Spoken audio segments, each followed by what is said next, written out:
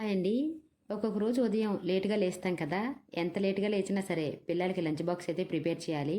అలాంటప్పుడైతే నేను ఈ కర్రీని ప్రిపేర్ చేస్తాను. అందరి ఇళ్లల్లోనూ ఏ కూరగాయలున్నా లేకపోయినా ఈ బంగాళదుంపలైతే ఉంటాయి కదా! ఈ బంగాళదుంపలు తీసుకుని పైనున్న లేయర్‌ని పీల్ చేసుకొని పక్కన పెట్టుకొని ఉంచుకోండి. ఇప్పుడు స్టవ్ ఆన్ చేసి స్టవ్ మీద బాండీలో 3 టేబుల్ స్పూన్ల వరకు ఆయిల్ వేసి ఈ ఆయిల్ వేడయ్యేలోపు ఈ బంగాళదుంపల్ని ఇలా సన్నగా నేను చూపిస్తున్న విధంగా చిన్నగా ముక్కలు కట్ చేసుకోవాలండి. ఈ కర్రీ 10 నిమిషాల్లో అయితే రెడీ అయిపోతుందండి. ఇందులోకి ఉల్లిపాయలు వేయాలి, తాలింపు వేయాలి అనే అవసరం కూడా లేదు. కానీ చాలా టేస్టీగా ఉంటుంది. బిజీగా ఉన్న డేలో మీరు కూడా తప్పకుండా ఈ కర్రీని ట్రై చేయండి.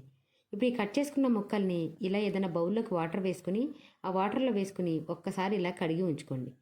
ఇప్పుడు స్టవ్ మీద పెట్టిన ఆయిల్ హీట్ అయి ఉంటుంది కదా!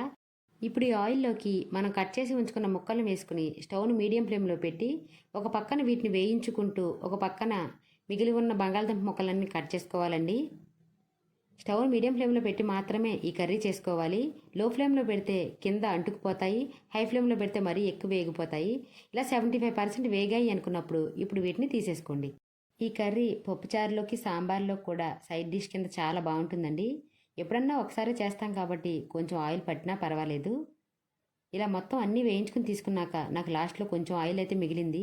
దాన్ని తీసేసి మనం వేయించుకున్న ముక్కలను వేసుకుని స్టవ్ని లో ఫ్లేమ్లో పెట్టి మీ రుచికి సరిపడా ఉప్పు 2 టీ స్పూన్ల కారం వేసుకుని ప్రతి ముక్కకి ఉప్పు కారం పట్టేలాగా కలుపుకుంటే ఈ కర్రీ అయితే రెడీ అయిపోతుంది.